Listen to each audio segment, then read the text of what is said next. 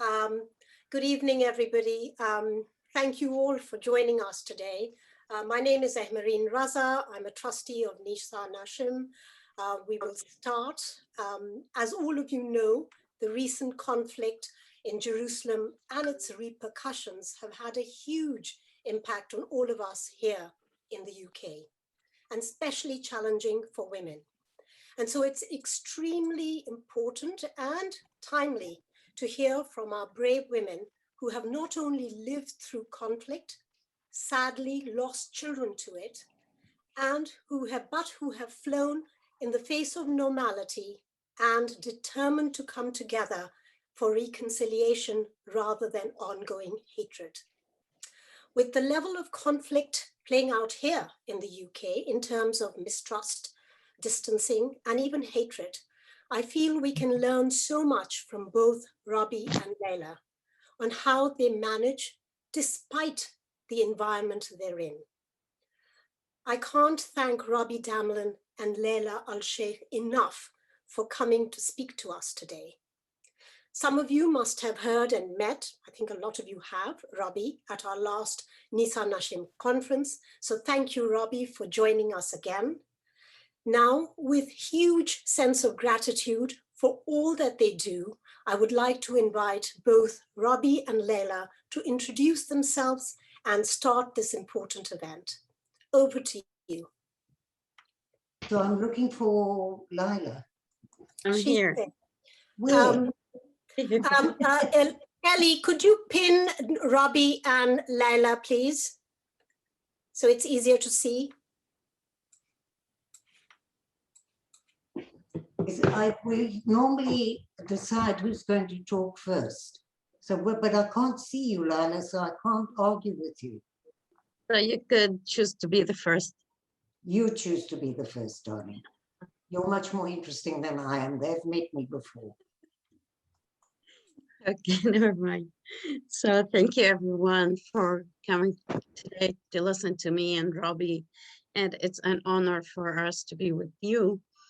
So my name is Layla Sheikh. I'm from a village called Batir near Bethlehem. I was born and raised in Jordan, but my family originally from Bethlehem, but they went to Jordan because my father was a teacher and he went there to be a teacher for the refugees. But after that, the war was started here in 1967, and the Israeli government take a decision that they will never let them go back. So my life was very normal in Jordan. I finished my study in accounting business, and then I met my husband in Jordan. He's originally from Bethlehem. 1999, I came here to Bethlehem to get married. And it's like a dream come true to every Palestinian who born outside Palestine to come back and live. So the first year was amazing. Everything was not just like I was imagined, but it's much more. And I love everything here. After this year, we have our first daughter, and we become so happy because our family became bigger and we start to have our own life. But unfortunately, after 2 months, the second uprising was start. And at that time, the Israeli government again take another decision not to give me, not just give me, not to give every person like me who came from Jordan the Palestinian ID. So that meant that we couldn't go freely from place to place. And most of the time we should stay at home. But I wasn't care too much because I have my husband and my daughter to take care of. We hope at that time that this uprising will end so soon, but unfortunately every day it's become much worse and worse. And always I was afraid because it was the first time I live in that situation. After a second year, we have our second child. He was a boy. We named him Qusay.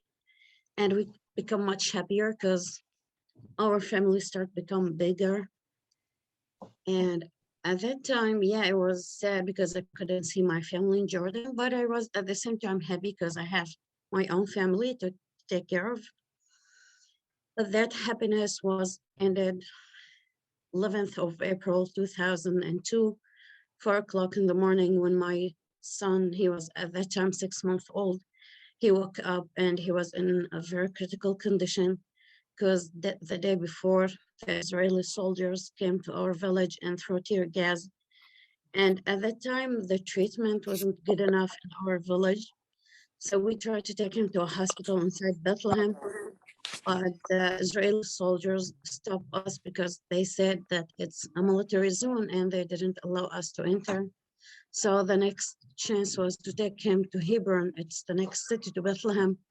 And again, the Israeli soldiers stopped us and they said that the main road is closed. So the only chance was to take him to Hebron, but through a long and rough road. And again, between two villages, the Israeli soldiers stop us again, and they start to search the car. They search the ID of my husband and my father-in-law. And then my father-in-law told them that our son in a very critical condition and he should be in a hospital as soon as possible. But they didn't listen to him and they asked him to stay in the car until they allow us to move.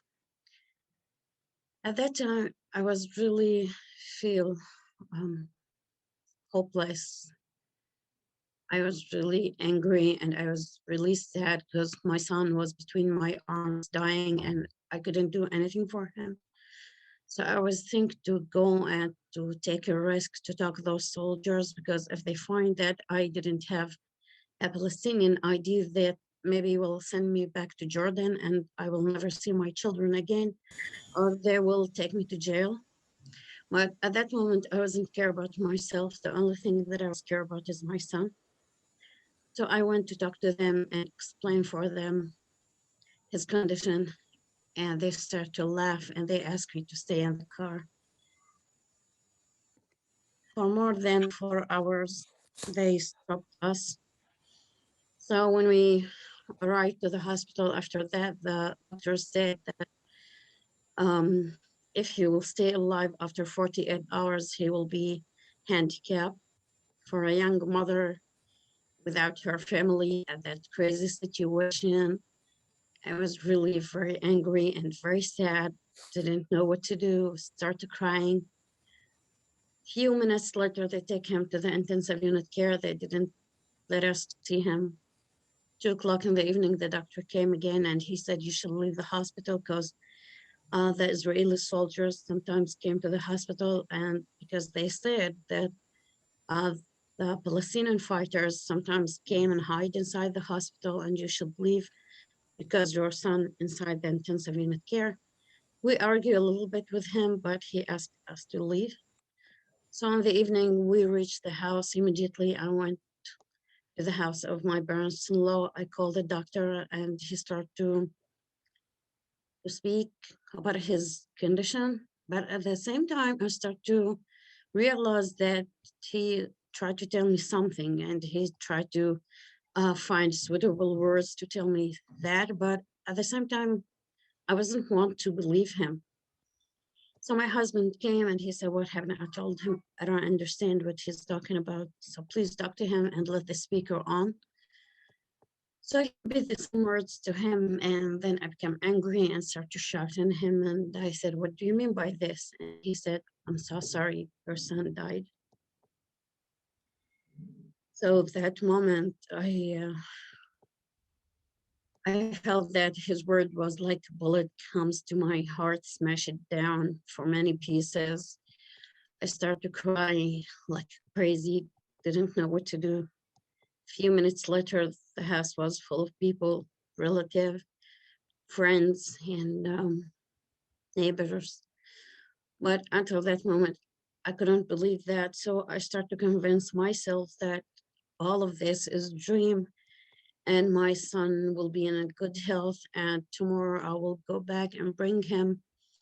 And I slept in the car and all of this is a nightmare. But after a few minutes later, I started to realize that that was the horrible truth.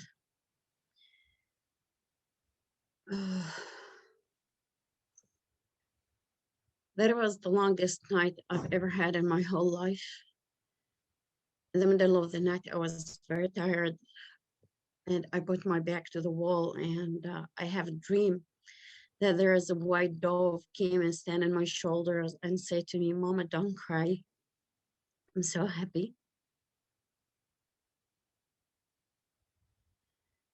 From that moment until now, I can't promise him to stop crying, because every time I speak about him, I have all the memories back. So next day when they bring him to the house to say goodbye for him, until that moment, I was still believe that he's alive, and they lied to me. And I was miss him so much because I wasn't really away from him. So when I take the blanket off, I was really shocked when I saw that his body was very blue. Immediately, without thinking, I tried to kiss him, and I felt that I kissed frozen rock. Immediately, without thinking, I hugged him so tight because I think maybe some kind of miracle will happen and he go back to life. But the only thing that's happened, that they take him away from me. And that was the last moment I hugged him. I was really very angry. I was full of hatred, anger, sadness, all the bad emotion that you could think of. My life was changed. Everything become upside down in my head. And from that moment, my life was really changed. But at the same time, I wasn't think to take revenge, because I was thinking that this is will never bring anything back. But at the same time, I didn't want to have any kind of relationship with any Israeli person, because for me, all of them were responsible about his death. Um, so for 16 years, I was refused to have really any kind of relationship with them, until one day when one of my friends called me and started to talk about many things, and he started to mention the Baron Circle Family Forum and how he participated in one of the projects. And I stopped him and said, "Are you crazy? I'm the last person that you should talk to him like that." And he said, "And because I know you and I know your story, I tell you this. And I want to ask you a question. Why until now you didn't tell your other children about what happened to their brother?" Told him, "Because I didn't want them to be part of this cycle of violence. I didn't want them to or to lose any one of them. I lost one of them, and that was too much for me to accept." So he said to me, "This will be a good chance for you to not just to save your other children, maybe other families." In the beginning, really, I wasn't really convinced about what he said. I said, he's crazy. Maybe he imagined that. I don't think something like this happened here. Until one day he invited me to a conference in Bethlehem. And when I went there, there were just Palestinian. I sat with them, started to talk with them. 5 minutes later, the Israelis started to came and entered that room. I was felt that there's something in my chest at me, and I stand up to leave. And he said, "Please sit down and listen to them. And after that, if you want to leave, I will never stop you."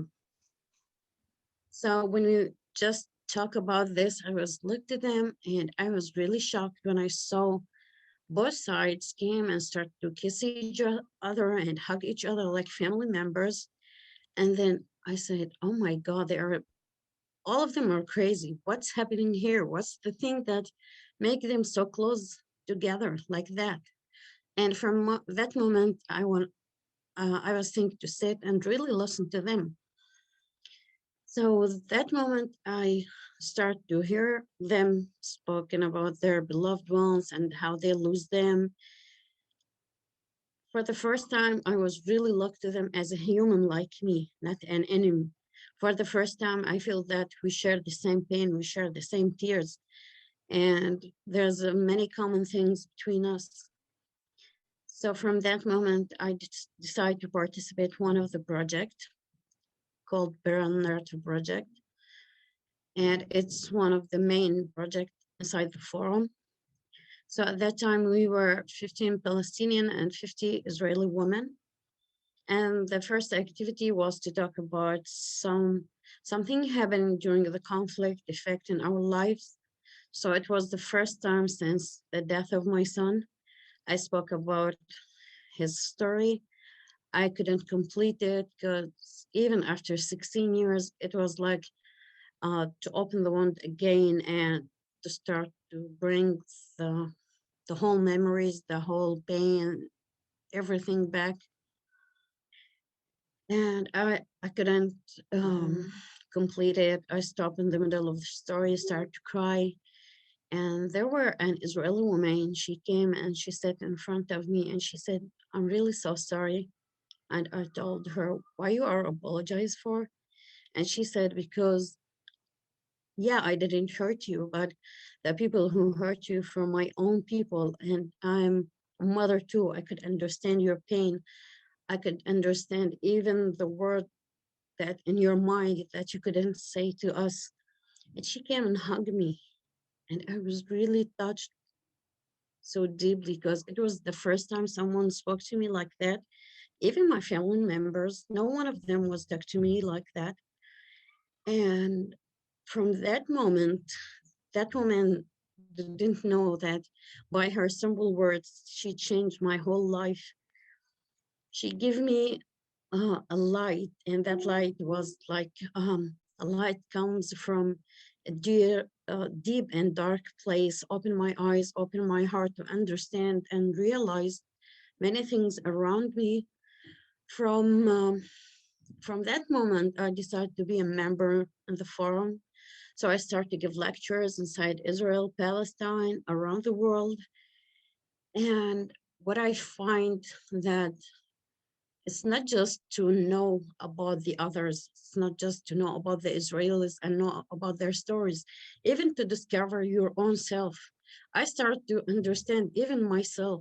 And the most important thing, not just to speak to people about peace and reconciliation, all that lovely words, because this is so simple to talk about, but the most important thing to feel it from inside, because we are not expert in this field.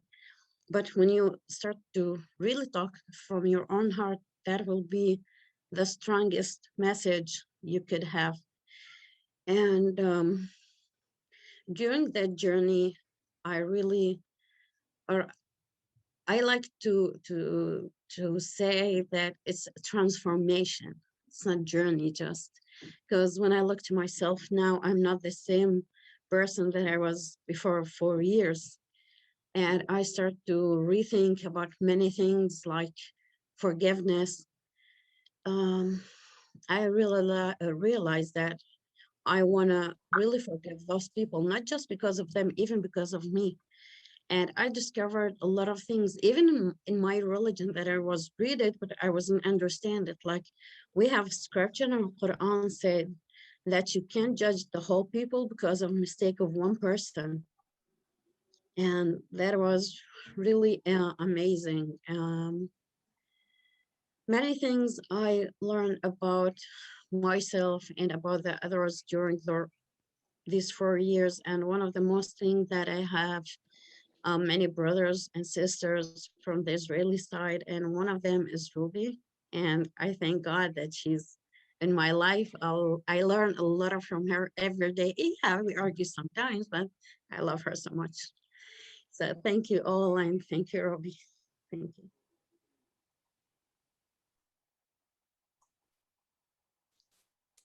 So, hi everybody. I just wish you'd turn on your cameras.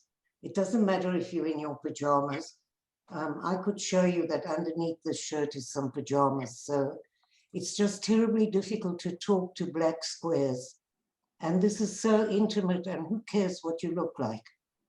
You know, it's so much more important that we know who you are. So, you know, this is such a different world from the last time when I came to your conference. Think about all the families that are bereaved now from COVID all over the world. What kind of world are we going into at the end of this COVID? How can we actually support the people who never had an opportunity to say goodbye?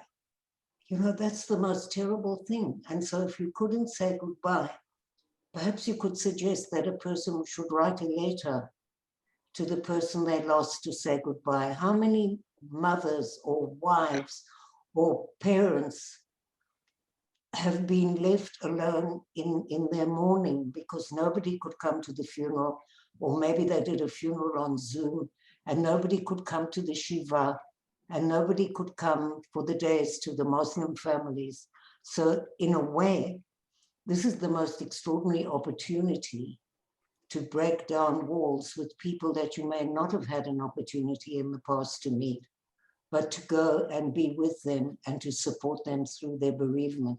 This world will be in trauma. All of us, we have it in Israel, you have it, the Americans, they don't even have enough people in America to take care, psychologists or people who will be needing it. And so I think it's almost our duty. And, you know, for the past, since the war, I've been so deeply moved by children and worried. We lost 67 children for what? In this last insane war. And I thought to myself, you know, what are these children going to grow up to be? The children in Gaza who have no hope, who have no shelter, whose mother didn't know what to do during the war. Should she run away and maybe be accused of being disloyal, or should she stay at home and maybe be bombed? She had no shelter. I have a shelter to run to. And what about the women who live in Ashkelon and Ashdod and Sderot, all these towns on the border of Gaza? They have 15 seconds to get to their shelter. And what if they have 3 children and one is in a wheelchair?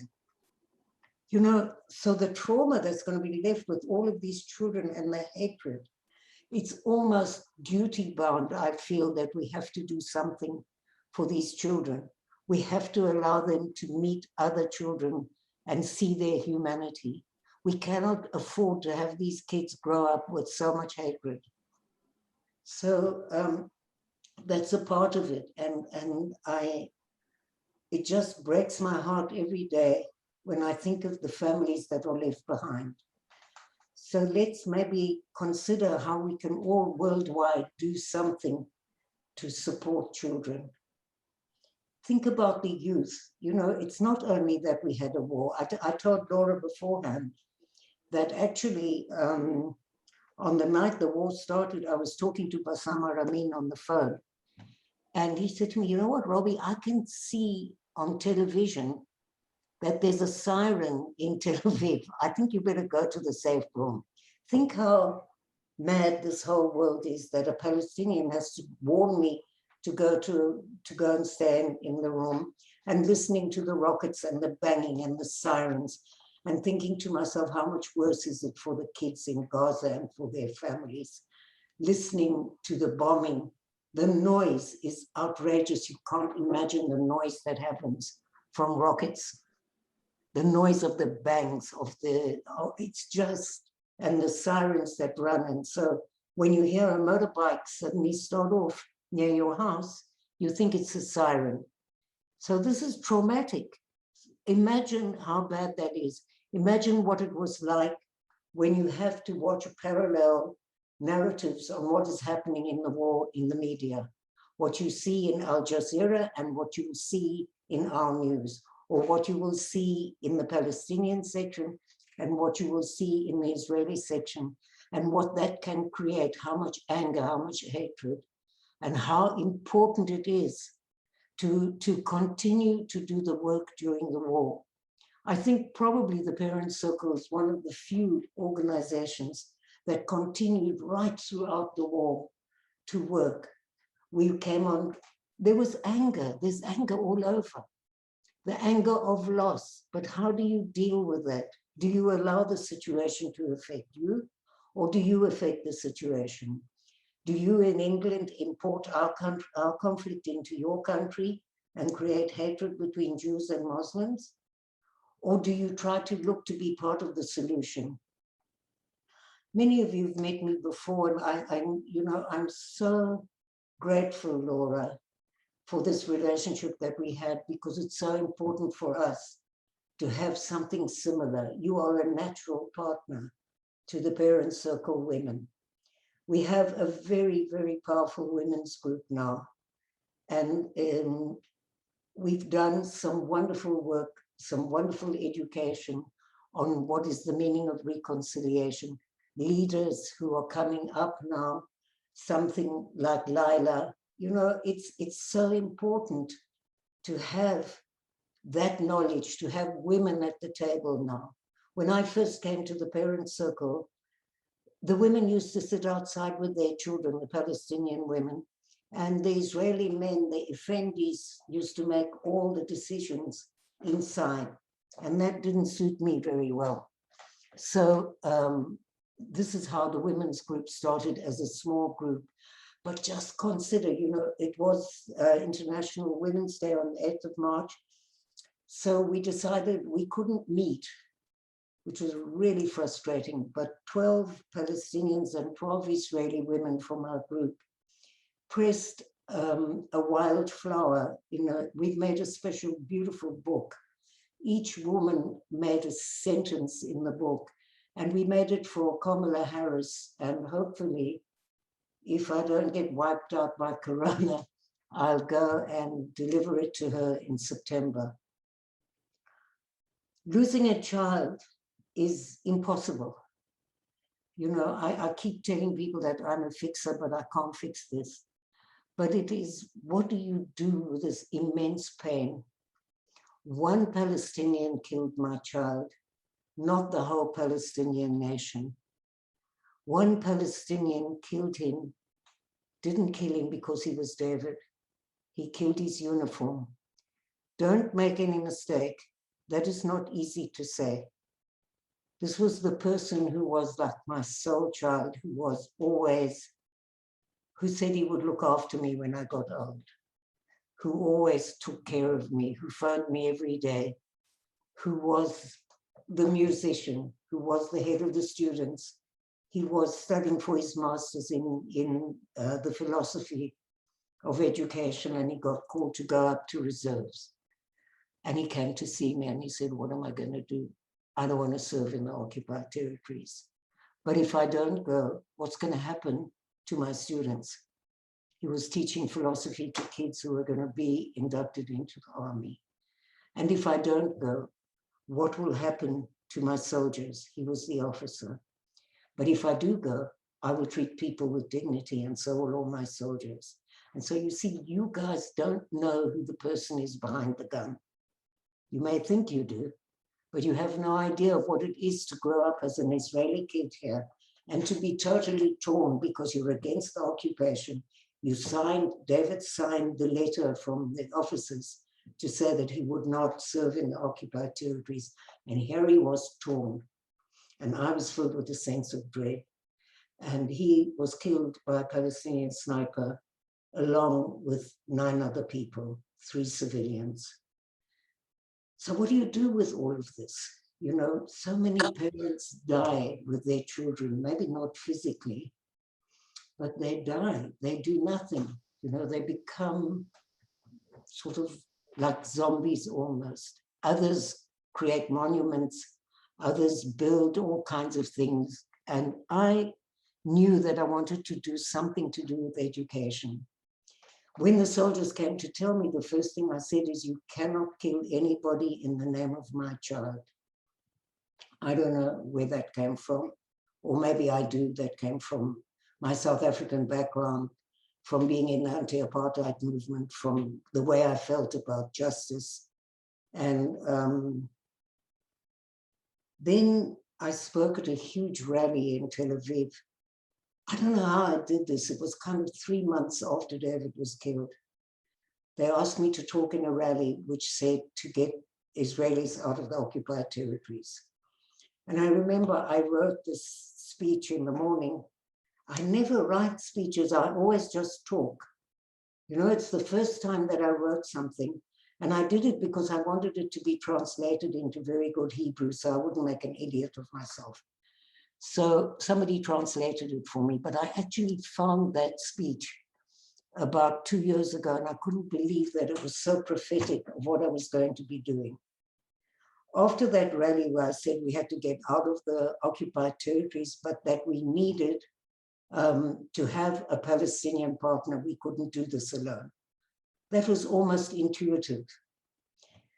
A religious Jewish man called Itzhak Frankenthal came to see me, and he was even a bigger bulldozer than me. And I keep saying that's very hard to find. And he invited me to come to a weekend in East Jerusalem to meet Palestinian bereaved families. And I remember I came and I sat around the table and I looked into the eyes of the Palestinian mothers. And I thought to myself, listen, wait a minute, we share the same pain. What is the difference between me and Lila? There's nothing. When we stood over the graves of our children, did we not cry the same color tears? And if we could stand together on the stage and talk in one voice to stop the violence and for reconciliation, wouldn't that be the most extraordinary example for everybody else? We, the two most unlikely people in the world to stand and against violence and for reconciliation. So this was the catalyst that's changed my whole life. Was that weekend. I started to travel all over the world. I spoke in your House of Lords, in, I don't know, in the House of Commons, in Congress, at hip-hop concerts, always with a Palestinian partner. And I thought I was really terribly important.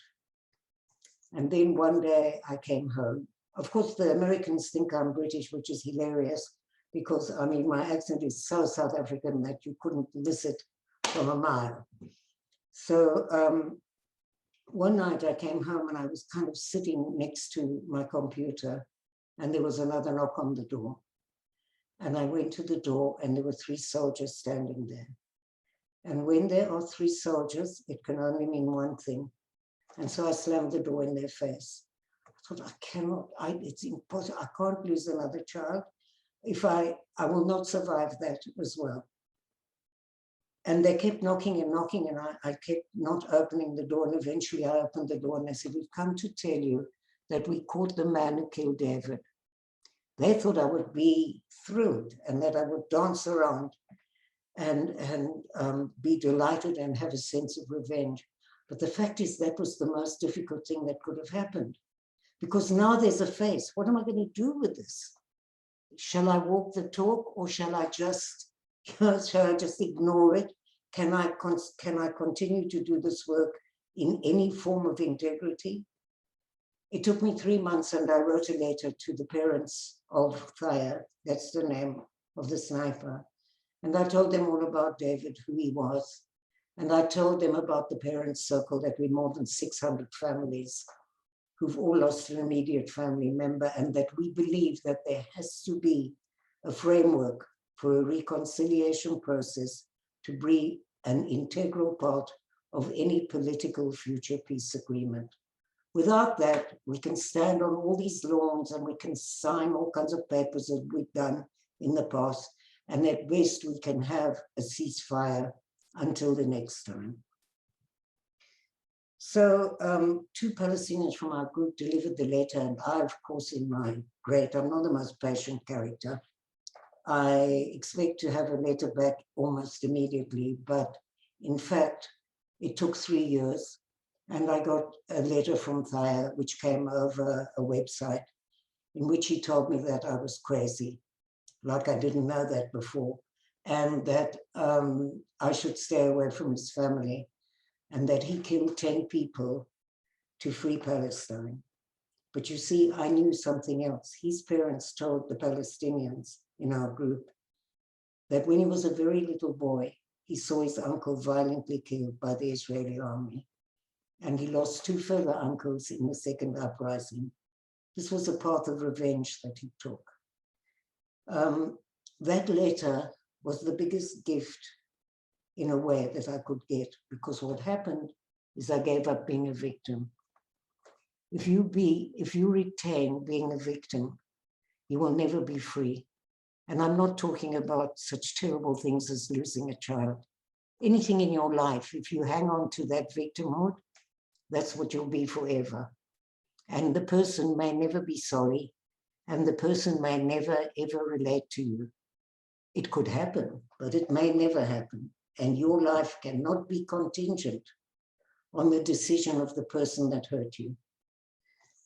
So off we went to South Africa because two filmmakers came to see me and asked me if I would be a part of a film about the Truth and Reconciliation Commission, and if we could meet perpetrators and victims who'd given evidence at the Truth and Reconciliation Commission. And of course, I also wanted to look at the meaning of forgiving. Please, I wish we had loads and loads of time. Then I would ask each of you to tell me what you think forgiving is about, but we don't. And I'll just tell you, I met one woman whose daughter was killed. She was Afrikaans woman, and she'd gone to the Truth and Reconciliation Commission, and she said to the people who killed her daughter, I forgive you. And I wanted to know, what do you mean when you say you forgive? What does that mean? Think of this afterwards to yourself. What do you mean when you say you forgive? So I went to meet her, and she's in the film, and she said, for me, forgiving is giving up your just right to revenge. And then I met the man who sent the people to kill her daughter, and he said, by her forgiving me, she has released me from the prison of my inhumanity. And I thought that was the most extraordinary statement. She released me from the prison of my inhumanity. So I came back to Israel. I decided now it's time to meet Zaya. This is a long story. I can go on for tomorrow morning. But in short, I still have not got permission to go into jail and to meet with Zaya. But it's not burning anymore. I'm okay, you know. I'm a survivor. Thank you very much, everybody.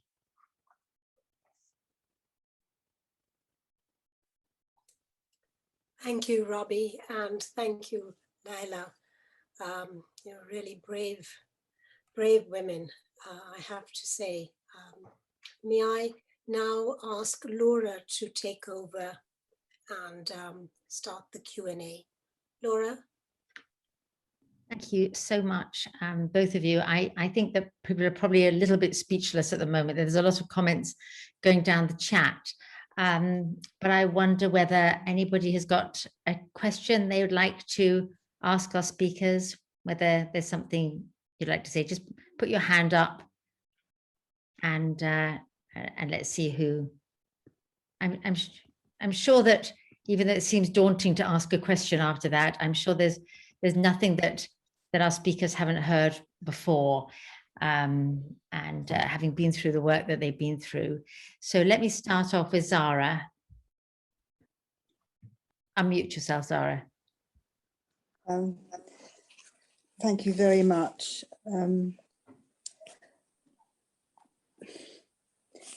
Very moving, what you both said.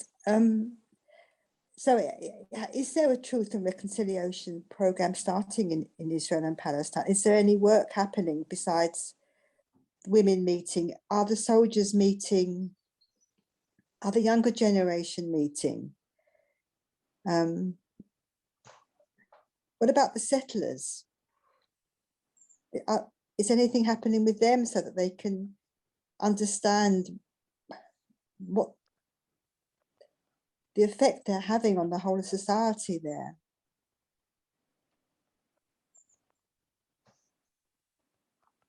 Where's Lila? I keep losing Lila. Here. You want to answer? Just answer if you want to. I really didn't maybe understand the question right. So if you please repeat it again. I think Zara's asking whether there's any progress being made in terms of peace and reconciliation. Is that right, Zara? Yes, if there's any, not just between the mothers, but on a broader scale, so that people, yes, can really see what's happening. Maybe I'll Stop. answer that. I think it's where are you? Where am I? I can't even see myself in, which is no great loss. Ah, here I am. Nara, because Nara's got her hand up, she's right at the top left. Yeah, I can Because see. I know, myself. I mean, I know Israelis, for example, they don't even know what's going on with the Palestinians. They have no idea. Well, I think that we must say, Zara, that the work that we do is not only for bereaved. 98% of the work that we are doing is for the general public. Good. And maybe I'll just give you a few. We would talk to any settler not in a settlement. If the settler is willing to come out of the settlement and come to a dialogue group, of course we'll talk to him. Personally speaking, I would talk to the devil if he would listen. And so most of the work that we do is in the general public, and I'll give you a few examples of what we do. The flagship of the Parent Circle is a parallel narrative program, which is kind of history through the human eye. And just by the way, this is something that can easily be imported into the work that you guys are doing. So what is it? It started off in the Parent Circle because what we recognized was that we had an innate sympathy for each other because we shared the same pain, but that didn't mean that we agreed with our national history or with even in many cases with personal stories. And so we decided that we would have to get to the point of building such a sense of trust that we could continue to work regardless of what happened. And this is the long-term result of this work is the fact that we do continue to work. So 140 of us went to Yad Vashem, to the Holocaust Museum. That's not for comparison of suffering.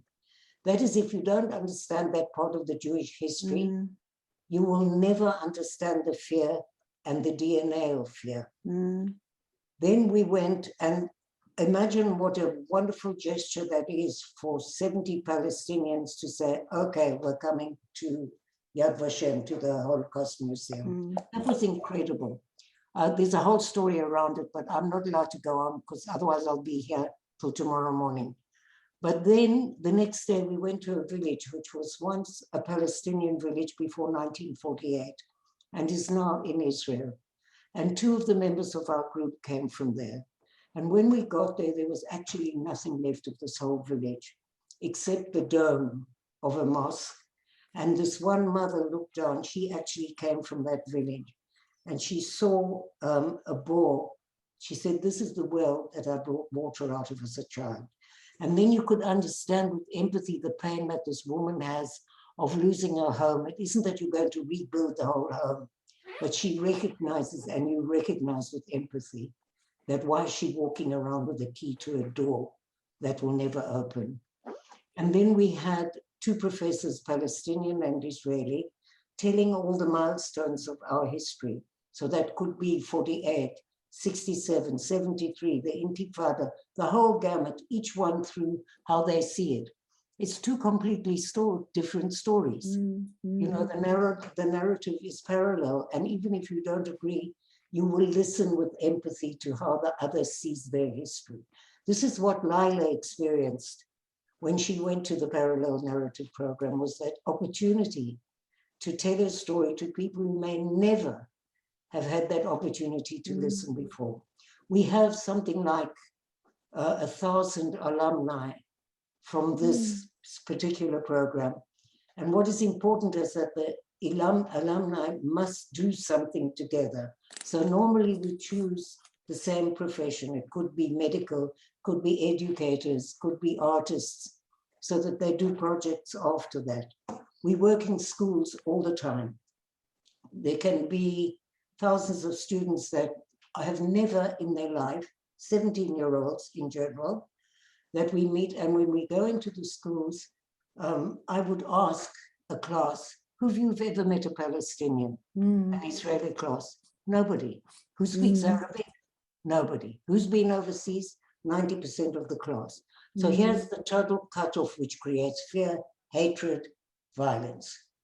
And this is the work that we have to be doing. So the women's group is a very important part of the parent circle, but it's certainly not the only. We are a family organization of men and women, all aligned to the same message of getting out of the occupied territories, of stopping the occupation, of looking for reconciliation and non-violence. And so what has happened is, for instance, now we're going to have the summer camp.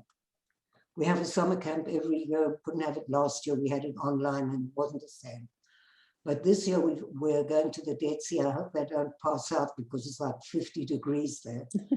And but there are going to be 40 kids, and you can see like it's a small version of the bigger society of Israel and Palestine. These kids are very alienated when they first come, but afterwards they don't want to go home because they have so much in common.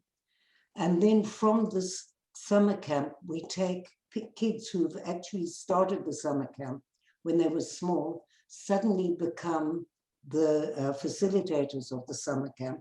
And after that, they join something which is called Young Ambassadors. We've got to have a next generation. You can't have endangered species like me to be sticking around. We must have more kids who can do this work. So there's loads and loads of work going on. I wish we had more contact with the settlers. It is a really difficult thing, and I could tell you a lot of stories, but because I'm a storyteller, but I'm not going to do that now because I'll tell you the usual joke so that Lila can then answer some questions, is that the Palestinians reckon if the Hamas will kidnap me, they'll give me back in half an hour with 3,000 shekels because I talk so much. So thank you, Zahra. Thank you. Thank you very much. Thank you. I'm going to move now on to somebody whose name is iPad. There's a somebody whose hand is up, but it hasn't got your name, I'm afraid. You see, if they don't put their picture on, I would give preference to people who are willing to look at us. Okay, so I'm moving on to the next hand, which is up. Okay. Is that me? I'm going to come to Lindsay and then Salma. Okay, Lindsay. Hi, can you hear me, Laura? So I wanted to ask, first of all, thank you so much for your honesty and really your vulnerability. I wanted to ask how you think or see the stories that you tell and the work that you do impact on the politics, either directly or indirectly. And really within that is a question about women as well, about whether the women and what women do is taken seriously, is part of a formalized political debate, or is somewhat brushed aside. I'd just like to hear your thoughts on that. Thank you. Okay. We are in the forum. They didn't do the work because or we wait the politician to do something, because we know that when they want to do something, they will never come to ask me or ask Robbie. Like if they want to make war or even they make peace, they will never come to talk to each other. So we say that our work is from human to human, not about politics, not about, because we are the people who suffered in this ground. We are the people who live with each other and against each other.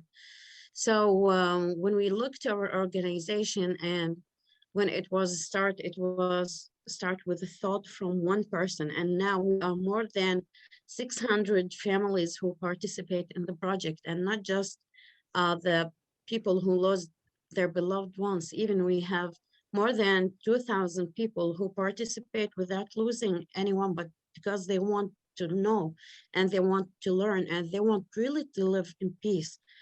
Most of the people feel like it's enough. It's the time to live a normal life like other people. It's time to make a better life for our children and the other generation that we will come.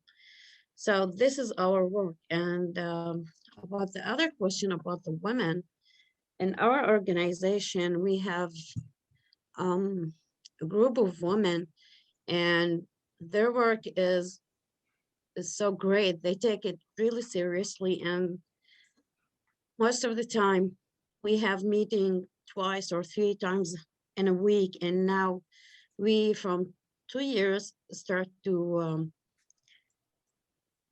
or the forum, they start to make project for us to teach us how to be leaders in our community and to take care of ourselves, because you can't control your family, or you can't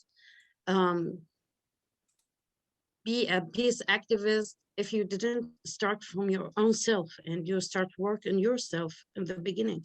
So that was amazing project for 2 years. And now we start to have and to make our own project inside the forum.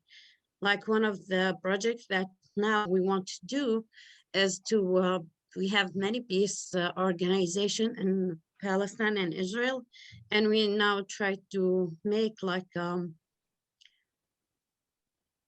don't know how to say it, but it's like a project to make all this organization connected with each other and to learn from each other and support each other.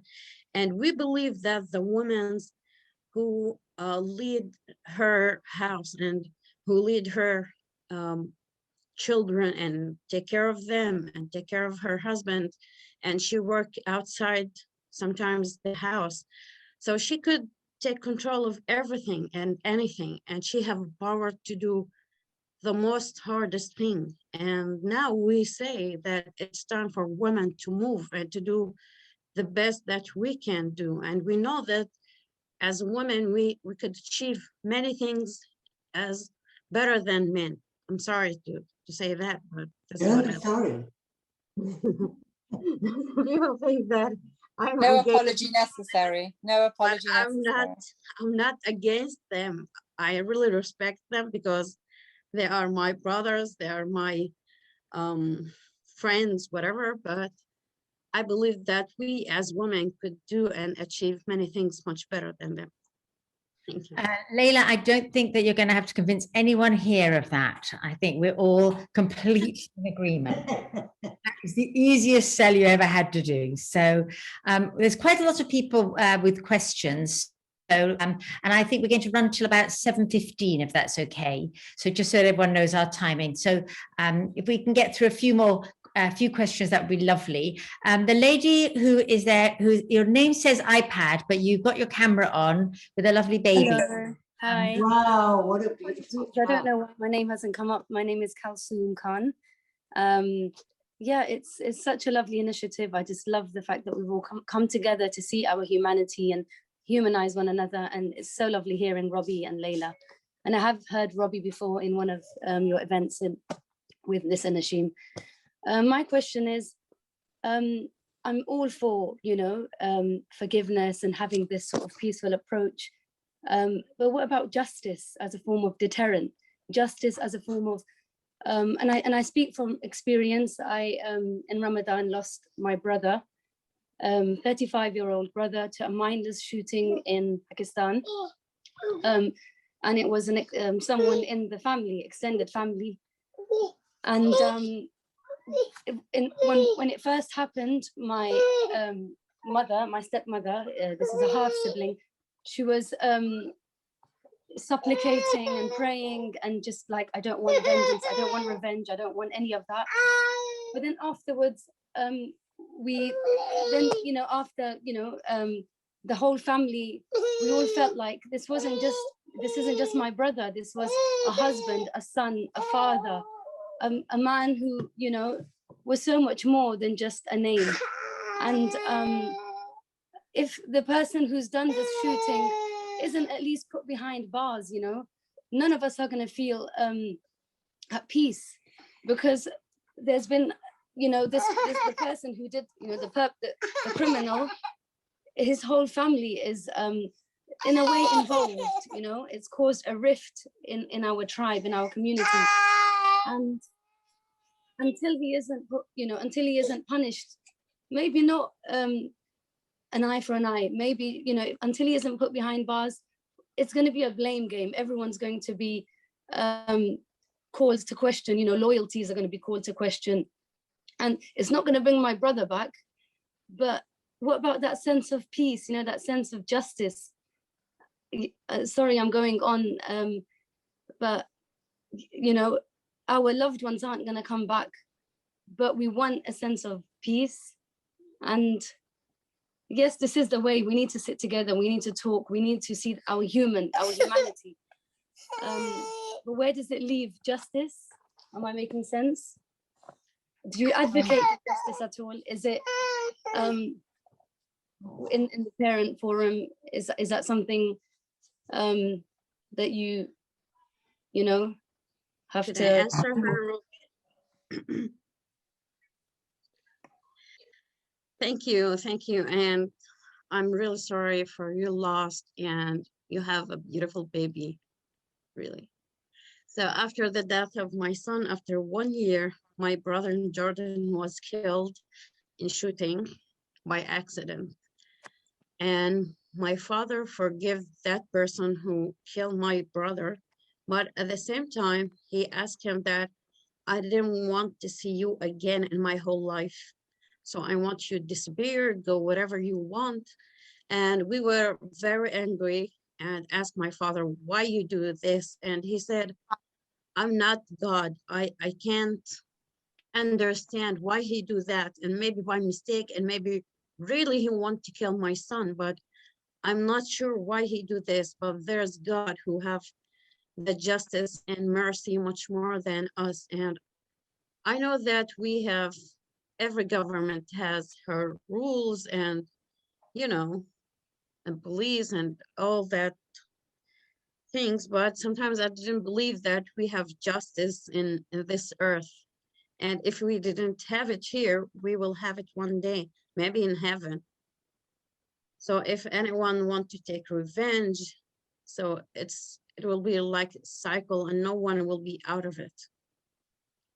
I could understand your feeling. I could understand your pain because I was in that situation too. I didn't just lose my brother. I lost my brother and my son just in 1 year. So it was so hard for me. So I hope that God give you peace in your heart and to your family. Thank you. I think I want to say something about that. Firstly, forgiving is not a prerequisite in the parent circle. And justice is a question, you know, that I don't really think there's anything just. I think what is very important to learn about is restorative justice.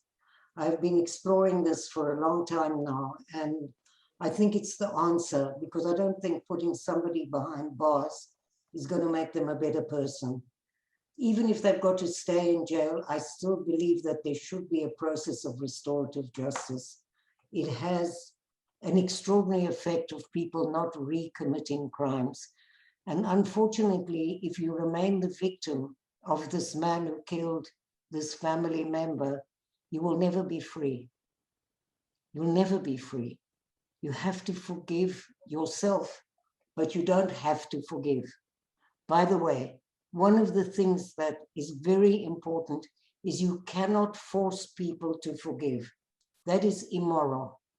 This is what Desmond Tutu tried to do during the Truth and Reconciliation Commission, was to force people in the beginning to forgive. That's immoral. It's something very personal. We're not talking about reconciliation or governments forgiving. In fact, in the Truth and Reconciliation Commission, after people got amnesty when they told the truth, many of the families were very pleased that the families who were the victims, that they didn't actually have to forgive, and that the government took care of that. It's very complicated. I wish we had a long time, because I would tell you stories about meeting people who have gone through restorative justice processes. and have become the most extraordinary human beings. And so you must some way believe that people can actually change. Otherwise, there's not much point in the work that we're doing. It's something to think about. Thank you both for that, and thank you for that question. I'm just aware of time, so let's take, I'm going to take 3 questions at once if we may, because then there's a few things to quickly talk around. Debbie and Fatima and Salma, I think you also had a question, Salma Hamid. So Debbie and Fatima, what were your questions? You're on mute. Sorry, it's not a question, but thank you so much, Robbie and Layla. Recording in progress. Hello, I just wanted to mention UK Friends of the Parent Circle Families Forum. I'm part of the organisation that supports and raises awareness and raises funds for PCFF in the UK.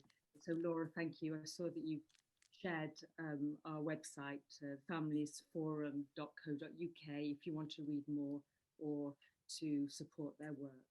Thank you so much. I'm sorry to say, but before you go on, Laura, I am so excited to see so many women. You have no idea how delighted I am to be here. And I just want to thank you all, because I know that you gave up the remarkable football or whatever, but it's just wonderful. It fills my heart with joy to see so many women, because that's where the power is now. Thank you. And Debbie, yes, we'll circulate details for people who'd like to donate afterwards. We're very happy to do what we can to support. And of course, Liz Arafia is on your committee, and she's very deeply involved in Nisa-Nashim. I haven't seen her here today, but she's very involved in both organisations. So we have very strong links here in the UK as well. So thank you for that. And there was a question. Fatima has disappeared. No, she's on the screen, Laura. Fatima's on the screen, Laura. Can you hear me? Yes. Can you hear me? Yes. Shalom to everyone. It's been really wonderful to hear Layla's talk and also Robbie's. It's really, really inspirational woman. And this is really a question which I admire the work of Parent Circle. I have done a lot of community development work, and I know how important it is to engage civil society. But I always have realized that in my various activity in the last 20 years, we cannot focus on the community without involving the policymakers. So in the end of the day, the power, whether it's about the settlement or settlers, the power lies on policymakers. So what sort of activity you are engaged with them? Because that is the most important thing. Unless they decide this is inhuman, we cannot really move forward in any direction. You know, Fatima, if you make, who votes for the politicians? The public, right? So if we don't start to influence, the whole world is going much more to the right. We all know that. We've watched what is happening everywhere. But that doesn't mean that we give up. And miracles in this world happen. I remember when Sadat came to Israel, when President Sadat came to make peace with Egypt and Israel. I remember him standing on the plane, at the entrance of the plane, and I was sitting with my 2 little boys, and I was just crying because I thought they'd never have to go to the army. But who would have imagined that Israel's absolutely worst enemy would ever come and go on a path of peace? So we can't give up hope because the politicians don't agree with us. Of course, there are some politicians. In better days, we had a lobby in the Knesset, in the parliament, Israeli parliament, where we worked on this idea of creating a reconciliation framework for a peace agreement.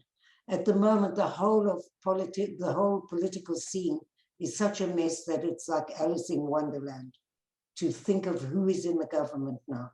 Thank goodness we got rid of a certain gentleman, and hopefully he will disappear in a puff of smoke into jail. So I don't know, but I can only tell you that there's no point in thinking that you can change the politicians at this point if you don't pressurize the public to do so. That's the point. No, I take your point, Ruby. I totally agree. What I'm saying is, of course, the public, pressurizing public, raising awareness amongst publics is most important. That's why I said I've done and I'm doing a lot of community development work. And I know the amount of changes I've managed in various countries to bring along just by working with the community. But my experience also show that is not enough. Of course not. That's what I'm saying, really. That's why I was saying, you know, what sort of activities you are doing with the policymakers. That's all I was asking. Well, I think at this point, there's almost no policymakers from either side that could make any kind of impression yet. That's not to say that there aren't politicians who we talk to. Of course there are. From Meretz, from the Labour Party, and even from Blue and White. And Lila can answer you about the Palestinian Authority, but I can just tell you that you know it's people who change the politics. And when I look at what happened during and before the war with the whole Corona, what was happening here with Corona, how thousands and thousands of people stood outside Balfour, the house of the Prime Minister, to get him out, I think that had a huge influence. And I wish that they would have also spoken about peace and reconciliation. Unfortunately, the Palestinian problem for the Israelis now is like off Broadway. And hopefully with Biden, I don't know what's going to happen. There will be a change, because during the last administration, they cut off all the funding for our organization, which was 30% of our budget, came from USAID. So that got cut off, and we had to continue our programs with lots of volunteers, and we're trying to get from private foundations.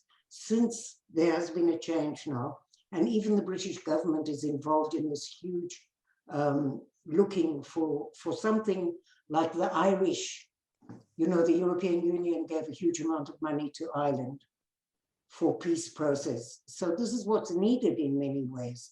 There are wonderful organizations here and wonderful people. And the more we can get together, and I love what Lila said about getting together with all the other women's organizations, because the more of us, the merrier. Thank you. Thank you so much. I know that we could go on for a long time, and I also know that people start to leave after the time that we've said. So I'm going to close this, but I don't know if Robbie and Lila are happy to stay on for another 15 minutes, but I'm going to close this because I think it's the right thing to do. I'm going to just say a couple of things. First of all, if you would like to make a donation, Nisa-Nashim will make a small donation, but if you'd like to make a donation to this work, then it is familiesforum.co.uk, which is the UK branch. It's the easiest way to donate money if you donate locally. So we'll circulate that link to everybody afterwards, because the work that Robbie and Lila are doing doesn't come for free. There's a lot of infrastructure costs that go with it, and we really appreciate it and would like to contribute. I want to say, as you know, Robbie, we are the impact of what goes on in Israel-Palestine impacts us here. And it's been a very tough month or two. Everybody in Nisa-Nashim knows that. We're all grappling with how we try to make sure that the hatred doesn't get imported into the streets of the UK, and we've not done that well on it. So at Nisa-Nashim, we firmly believe in trying to come together, not necessarily to agree, but to at least hear the other side, and to at least understand there is, as you said, another narrative. There are different stories going on, and what your work shows us so powerfully is that we all, as I think you said, Robbie, we all cry the same tears. We all feel the same pain. And I've not met Layla before, but listening to your story about losing your baby and being able to talk about it for 16 years,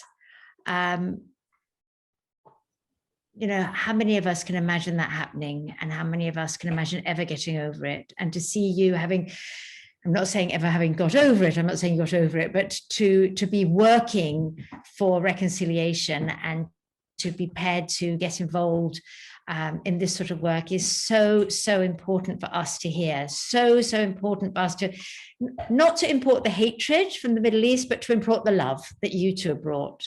And I think that we're so lucky to have you come and import some of that love and teach us that even though we cannot affect, we don't have a vote there, right? We have a vote here, but we don't have a vote there. We can't affect change in the Middle East. All we can do is try to understand each other and to not perpetuate the hatred here.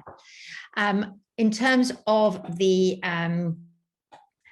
women's organizations getting together, we're already starting to think about a trip, hopefully within the next year, to come and see you.